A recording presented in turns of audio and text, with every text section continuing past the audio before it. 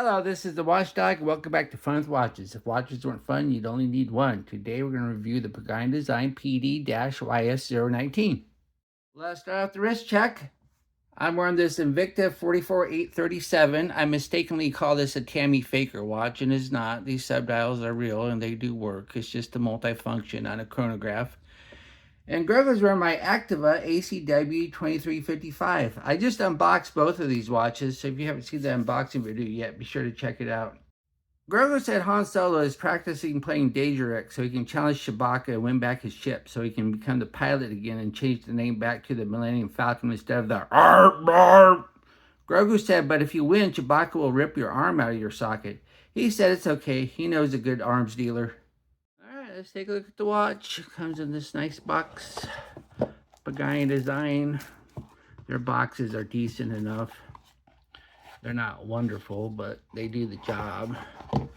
And they're fairly simple to ship. Move this back a little. And here it is. A pretty good looking watch. Looks a lot like a Patek Cubitus. Another Pagani Design on my channel. I've reviewed far more Pagani Design watches than any other brand, and no wonder, as they give you great looking steel watches for so little money.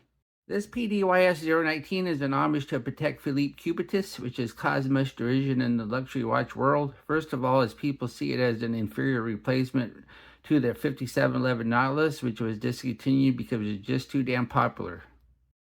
And second of all is a response to criticism of the watch by CEO Theory Stern, who said those critics don't own a Patek and never will, which is probably the douchiest thing anyone has ever said about watches.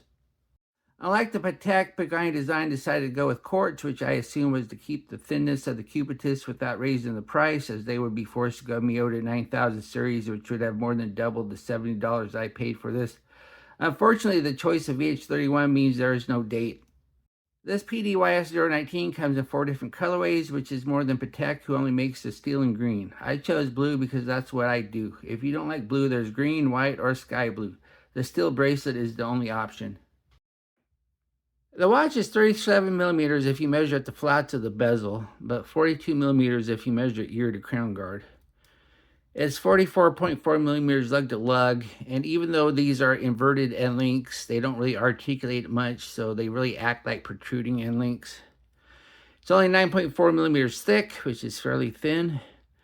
Lug width does not apply, but 24 millimeters where the bracelet meets the case and tapers down to 16 at the butterfly clasp, and weighs 120 grams on the supply bracelet with 2 links removed. The bezel has that square shape of a Cubitus, and it also has that vertical brushing, and it looks nice. I think they did a good job with it. Then we have the dial. It's a teak dial with horizontal striping. Then it has a Pagani Design logo up top, says sapphire on the bottom, no mention of water resistance, you get 50. Then it says Japan movement. Then we have the baton indices with the double at the 12. And then we have the fence post minute and hour hand, and then a running second hand that's thin and no lume. And there's no date on this watch, and this has a VH31, so there is no ghost date. A real Patek Cubitus has a date. And so I kind of wish they would have chosen movement with a date, because I much prefer a date than a fast-ticking quartz movement. Then we have a sign push-pull crown. Since there's only 50 meters of water resistance, no need for a screw down. And this is a Seiko movement, so crown action's fine. You don't have to worry about any minute hand jump or anything like that. So that's great. Then we have the crystal. It's sapphire. I tested it. It's flat. I don't know if there's AR coating or not, but I've seen worse. At least it's flat. I think dome crystals, just sapphire crystals without AR coating, just reflect way too much. Then we have the case. Now, one thing is the ears of this case are all one piece. A real Cubitus, this would be more than one piece, kind of like a Nautilus. But I'm fine with the way it is now, and it's nicely finished. And really happy with the case, nice and thin. And the crown guards protect the crown without getting in the way. Of course, this is not a automatic, so you don't ever have to wind it. And then we have the case back. Case back is a screw down. It's got notches for the wrench. It says stainless steel, Pagani design. Gives the model number and the water resistance of 50 meters. And there's the Pagani design logo right there. And it looks nice. And the case back's nice and thin, which keeps the watch thin. Underneath the case back is the VH31 Mecha Quartz movement. The distinct thing about this is the second hand ticks 4 times a second, giving you kind of an automatic look without an automatic price or thickness. The downside, though, is you're going to have to change the battery every 2 years instead of every 3 to 4 years like a normal quartz. And the other downside is there is no date on this movement. Personally, I'm over the VH31. I'd much rather have a date than the fast sweeping second hand. So I wish they had a Miyota 2115 in here. I just think it would have been a better choice. And then we'd have that date right there at the 3. And everything would be all right with the world. And yeah, the second hand might not line up for every tick. But oh well. Then we have the bracelet. The bracelet's a true H-link. And for this style of H-link, it's not bad. Sometimes they really don't articulate very well. But this one, I think, does enough that it fits your wrist well. And it's nicely finished.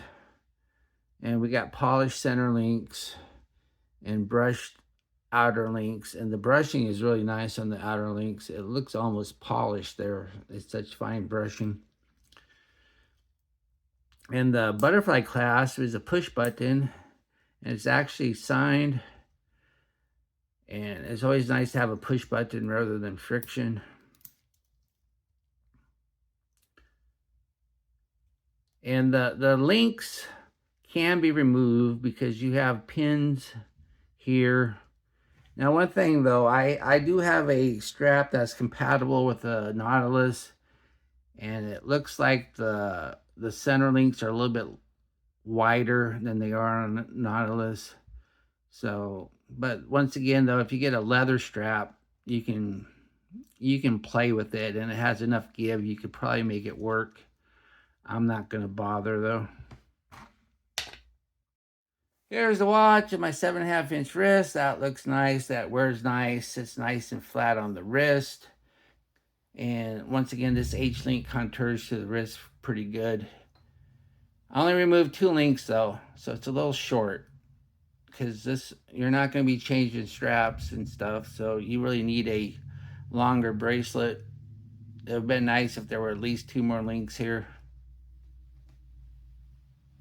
Here we are in the Lume room. You usually don't get good Lume from a Pagani design, and more often than not, it's downright bad. But every once in a while, you get decent Lume, so let's see what we got here. As we speed up the time, we see a green C3 color glow that isn't all that strong to start out with. The strongest thing seems to be the double baton on top, with the hands only being slightly weaker than the indices. Although this isn't good Lume, it's at least decent for a Pagani design. What I like about this watch, it looks and wears nice. Deep blue teak dial. It's nice and thin and wears flat on the wrist. And it has a true H-link bracelet. That's nicely finished. What are my gripes and groans? The bracelet's too short. I could use a couple more links. It has a VH31, which means there's no date. And I really don't like it when there's no date, especially if the watch that it is homaging has no date. Do I recommend this watch? Sure. You get the looks of a Cubitus without cashing out your home equity. Plus, you don't have to put it up with all the douchebaggery. Is that a word, douchebaggery? Well, thank you for watching my review of the Pagani Design PD-YS019, and I'll be back with the unboxing. I just got back from vacation and had my mail held, and so I'm expecting a whole bunch of watches coming in today. Be sure and like and subscribe to my channel. And if you like this watch, be sure to use my affiliate link and I'll get a tiny commission, but those tiny commissions do add up. And maybe I'll wait a good year before I cash in my commission, and maybe I'll be able to get something really nice. And I'd like to thank my Members Choice members, all 8 of you. There you are.